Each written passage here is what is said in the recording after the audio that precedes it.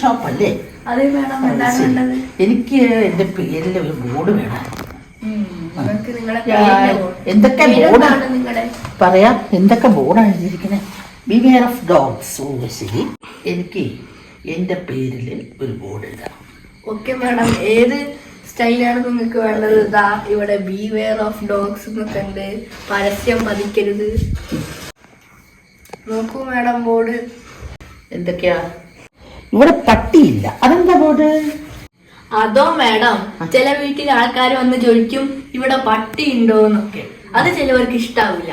അതുകൊണ്ട് ഇവിടെ പട്ടിയില്ല, ഈ വീട്ടിൽ പട്ടിയില്ല എന്നൊക്കെ ഇങ്ങനെ ബോർഡ് എഴുതും. അത് കൊള്ളാം, പുതിയൊരു രീതിയാണല്ലോ. അപ്പൊ അങ്ങനെയും വീട്ടിൽ പട്ടിയില്ലാത്തവർക്ക് എഴുതി വെക്കാം അല്ലേ? അതെ അതെ. ഓ, നന്നായി. അപ്പഴേ എനിക്ക് എന്റെ പേരിൽ ഒരു ബോർഡ് വേണം. ശരി മേഡം, താങ്കളുടെ പേരെന്താണെന്ന് പറയൂ. ഞാൻ എഴുതിത്തരാം. എന്നാൽ ശരി മേഡം, ദാ ഈ പേപ്പറിൽ എഴുതി വെച്ചു.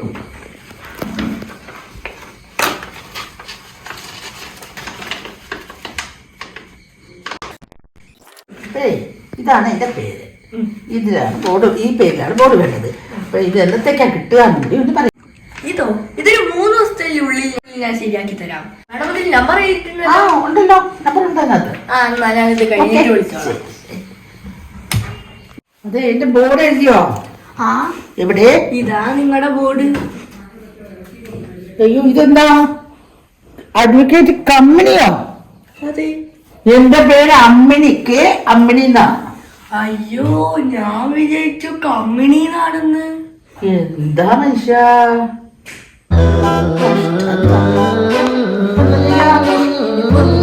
മാഡം നടക്കട്ടെ, ഇങ്ങനെ എഴുതണ്ട. ഓക്കെ. ഈ കോളനിയുടെ എഴുതി വരുന്നത്. അപ്പഴേ വനിതാ വിങ് എനിക്ക് തന്നെ കിട്ടും. ഞാനായിരിക്കും അതിന്റെ പ്രസിഡന്റ്.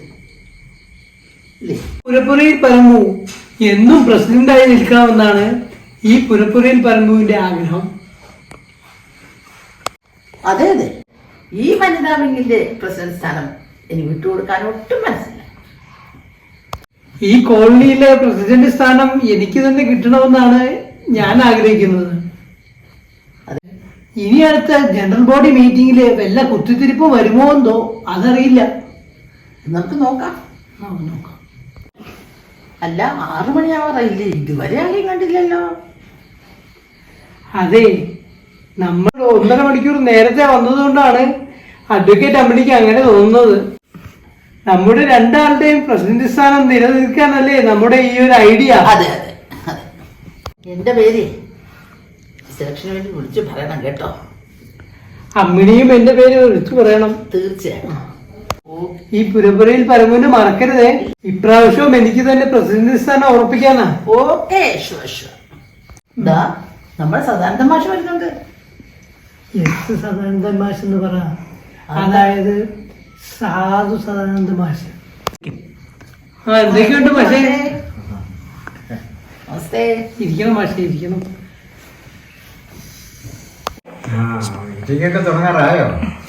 മാഷിക്കറിയില്ലേ, ഇവിടെ ഈ പുരപ്പുറയിൽ പരമു വിചാരിക്കുന്ന പോലെ തന്നെയല്ലേ കാര്യങ്ങൾ നടക്കുന്നത്. എല്ലാരും വളരെ പതുക്കെ വരുള്ളൂ. അതെ അതെ, ഞങ്ങൾ മാത്രമേ പങ്ക്ച്വലായിട്ട് വന്നിട്ടുള്ളൂ. അതെ മാഷേ, നേരത്തെ വന്നതാ. ഞങ്ങൾ 1.5 മണിക്കൂർ നേരത്തെ വന്നതാ. അഡ്വക്കേറ്റ് അമ്മിണിയും പുരപ്പുരയിൽ പരമും ഒക്കെയാണ് കൃത്യസമയം പാലിക്കുന്നത് മാഷേ. മാഷേ, എത്ര വലിയ തിരക്കിനിടയിലാണ് ഞാൻ വന്നതെന്നറിയോ? എനിക്ക് സ്വിറ്റ്സർലാൻഡിലും അതുവഴി ഹോങ്കോങ്ങിലും ഒക്കെ പോകേണ്ട ആവശ്യം ഉണ്ടായിരുന്നു. എന്നിട്ടും നമ്മുടെ കോളനിയുടെ ഒരു മീറ്റിംഗ് അല്ലേ എന്ന് വിചാരിച്ചിട്ടാണ് ഈ പ്രസിഡന്റായ പുരപ്പുരയിൽ പരമു വന്നത്. അത് ശരിയാണ്. പങ്ക്ച്വാലിറ്റി എപ്പോഴും വേണ്ടത് തന്നെയാണ്.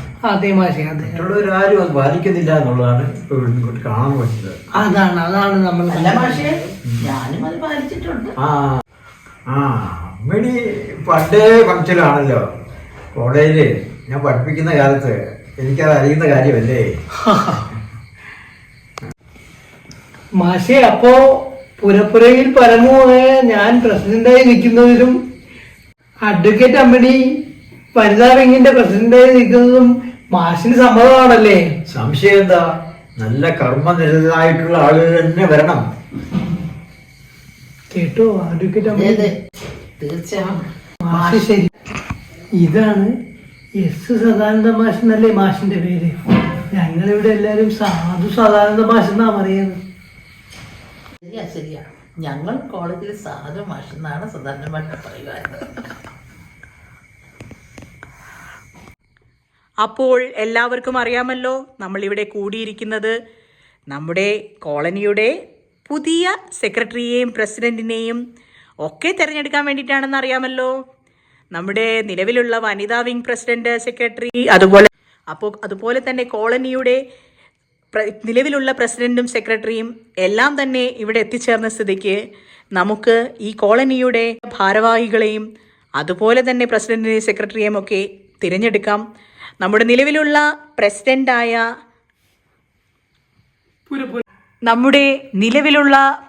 കോളനി പ്രസിഡന്റായ പുരപ്പുരയിൽ പരമു സാറിനെ 2 വാക്ക് സംസാരിക്കാനായി വിളിക്കുകയാണ്. ഞാൻ പ്രസിഡന്റ് ആയിരുന്ന കാലത്ത് ഈ പുരപ്പുരയിൽ പരമു പറയുകയാണ്, ഈ പുരപ്പുരയിൽ പരമു പ്രസിഡന്റ് ആയിരുന്ന ഈ കോളനിക്ക് വേണ്ടി പുരപ്പുരയിൽ പരമു നടത്തിയ പോരാട്ടങ്ങൾ ഇവിടെയുള്ള പട്ടിക്കും പൂച്ചയ്ക്കും വരെ അറിയാം. അതുകൊണ്ട് ഈ പുരപ്പുരയിൽ പരമുവിനെ പ്രസിഡന്റായി ഞാൻ തന്നെ തിരഞ്ഞെടുത്തിരിക്കുന്നു. വനിതാ വിങ്ങിന്റെ പ്രസിഡന്റായി ഞാൻ എന്നെയും തിരഞ്ഞെടുത്തിരിക്കുന്നു.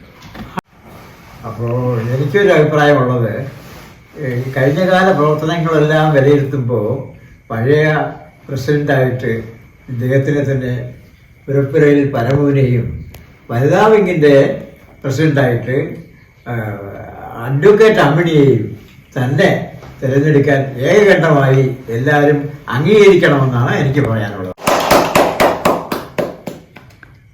അപ്പോൾ സദാനന്ദ മാഷ് പറഞ്ഞതുപോലെ ആർക്കും ഇതിലത്ര വിരോധമൊന്നുമില്ലെങ്കിൽ നമ്മുടെ നിലവിലുള്ള പ്രസിഡന്റ് തന്നെ തുടരട്ടെ, അതുപോലെ സെക്രട്ടറിയും തുടരട്ടെ, വനിതാ വിങ്ങും അതുപോലെ പ്രസിഡന്റും സെക്രട്ടറിയും ഒക്കെ തുടരട്ടെ, ഭാരവാഹികളും നിലവിലുള്ള പോലെ അങ്ങ് തുടരട്ടെ അല്ലേ മാഷേ? അപ്പോൾ അങ്ങനെയാണെങ്കിൽ എല്ലാവർക്കും കൈയടിച്ചങ്ങ് ഇത് പാസ്സാക്കി അംഗീകരിക്കാം. അപ്പോൾ നമ്മുടെ യോഗം ഇന്ന് പിരിച്ചുവിടുകയാണ്. അപ്പോൾ എല്ലാവർക്കും വന്ന് എല്ലാ സഹകരിച്ചവർക്കൊക്കെ ശുഭദിനം.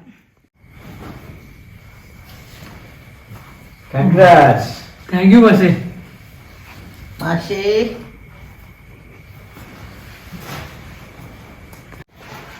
ഈ മാഷ് എന്താ ഇപ്പോഴും സാധുവിനെ പോലെ നടക്കുന്നത്? ആ പഴയ വണ്ടിയിലല്ലേ സാർ ഇപ്പോഴും പോകുന്നത്? സാറ് ഗവൺമെന്റ് റിട്ടയർ ചെയ്ത ആളല്ലേ? ഗവൺമെന്റ് റിട്ടയർ ചെയ്യുന്നവർക്ക് അത്രയല്ലേ സാധിക്കുള്ളൂ. അതെ അതെ, എത്രയായാലും ഈ പുരപ്പുരയിൽ പരമുവിന്റെ അത്ര സാമ്പത്തിക ശേഷിയൊന്നും മാഷിനുണ്ടാവില്ല അല്ലേ? അതെ. ആ മാഷേ, ഞാൻ രവിയാണ്. രവിയോ? വരൂ വരൂ, ഇരിക്കൂ. ആ മാഷിന് സുഖമല്ലേ? പിന്നെ ഒരുവിധം അങ്ങനെ പോകുന്നു. ഞാൻ മാഷിന്റെ കോളനി പറ്റിയുള്ള ചില കാര്യങ്ങൾ അന്വേഷിക്കാൻ വന്നതാണ്. ഓ അങ്ങനെയോ? എന്താണ് വേണ്ടത്? എന്താ അന്വേഷിക്കുന്നത്? അതെ മാഷേ, ഞാൻ ഈ പുരപ്പരയിൽ പരുമ്പുവിനെ പറ്റി അന്വേഷിക്കാൻ വന്നതാണ്. ഓ അങ്ങനെയോ? അത് നമ്മുടെ അദ്ദേഹം ഇവിടെ ഈ കോളനിയിലെ പ്രസിഡന്റ് ആണല്ലോ. അയ്യോ മാഷേ, ഒന്നും പറയണ്ട, ഞാൻ അയാളെ പറ്റി തലവേദന എടുത്തിരിക്കുകയാണ്. ഓ എന്താ, ബാങ്കിലുമായിട്ട് വല്ല പ്രശ്നമുണ്ടോ? അതെ മാഷേ, അയാൾ കൊറേ ലോൺ എടുത്തിട്ട് കോടിക്കണക്കിന് ലോണാണ് ഇവിടെ ഉള്ളത്. അയ്യോ, ഒന്നും തന്നെ അടച്ചിട്ടില്ല. അപ്പൊ എനിക്കാണ് തലവേദന. അയ്യോ, മാനേജർക്ക് അതിന്റെ ഉത്തരവാദിത്വം ഉണ്ടല്ലോ, അതൊരു വലിയ കഷ്ടമാണല്ലോ. പുതിയ അറിവാണ് കേട്ടോ. ഓ അദ്ദേഹം വലിയ കോടീശ്വരൻ എന്നാണ് ഇവിടെ എല്ലാവരും ധരിച്ചിരിക്കുന്നത്. അപ്പൊ ഒരുപാട് ലോണൊക്കെ എടുത്തിട്ടുണ്ടല്ലേ? അതേ മാഷേ, അയാളുടെ എന്തൊക്കെയോ ഒരു ബിസിനസ് അങ്ങ് മുടിഞ്ഞു പോയിരിക്കുന്നു. അപ്പൊ അയാൾ പൈസ ഇല്ലാതിരിക്കാണ്. ഓ അങ്ങനെയോ? പക്ഷെ പുള്ളിയെ കണ്ടാൽ അങ്ങനെ ഒരു കടക്കാരനാണെന്ന് തോന്നുകയില്ലല്ലോ. അതെ മാഷേ, അത് മാഷേ, അത് ഫുള്ള് ഷോയിലാണ് മാഷേ. അങ്ങനെയാണ് ഞങ്ങളുടെ ബാങ്കുകാര് വീണത്. അങ്ങനെയോ? ശരി. അപ്പോ ഇനിയിപ്പോ എന്താ ചെയ്യുക?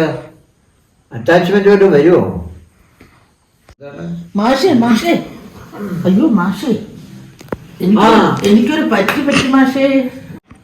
മാഷേ ഈ പുരപ്പുരയിൽ പരമില്ലേ, അയാൾ എന്നെ പറ്റിച്ച് ഒരു 15 ലക്ഷം രൂപ കൊണ്ടുപോയിട്ടുണ്ട്. അയ്യോ, വക്കീലിന് അബദ്ധം പറ്റിയോ? അതേ പക്ഷേ ഇദ്ദേഹത്തിന് അറിയോ?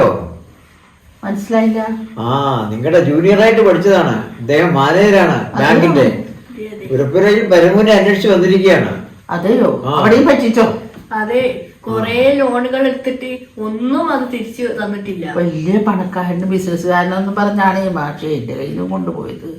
അത് ശരി. ഇനിയിപ്പൊ ഞാൻ എന്താ ചെയ്യുക? വീട്ടുകാരറിയാതെ ഞാൻ മാറ്റിവെച്ചിരുന്ന 5 ലക്ഷം രൂപ കൊണ്ടുപോയി. എന്താ ചെയ്യുക മാഷേ? കഷ്ടമായിപ്പോയല്ലോ. അതെ, പരമു ഇവിടെ ഉണ്ടാവുമെന്നാണ് പറഞ്ഞിട്ടുണ്ട്. അതെ അതെ, ഞാനും അങ്ങനെ തന്നെ അറിഞ്ഞിട്ടാ വന്നത്. നമുക്ക് ഇയാളോട് ചോദിക്കാം. ആയിക്കോട്ടെ. അല്ല, ഇവിടെ പുരപ്പുരയിൽ പരമു ഇവിടെ ഉണ്ടാവണോ ഉള്ളത്? അറിയാമോ അദ്ദേഹത്തെ? പരമു ആണല്ലോ. എന്താ പറ്റി? അല്ല, പരമു എന്താ ഇങ്ങനെ? അതെ, നിങ്ങളെങ്ങനെ? എന്റെ 15 ലക്ഷം കൊണ്ട് മുങ്ങിയതല്ലേ നീ? എന്റെ ബാങ്ക് ലോൺ ആരടയ്ക്കും? വല്ലാത്ത കഷ്ടമായല്ലോ പരമു. എന്താ സംഭവിച്ചത്?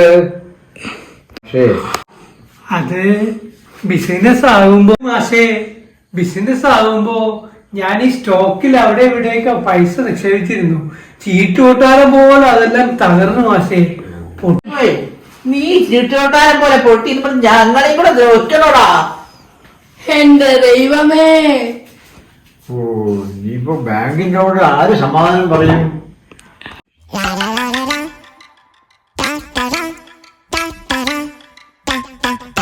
അതെ, ഞങ്ങളുടെ വീഡിയോ ഇഷ്ടമായെങ്കിലേ ലൈക്ക് ചെയ്യണം, ഷെയർ ചെയ്യണം, സബ്സ്ക്രൈബ് ചെയ്യണം. കാരണം Triple R, yes!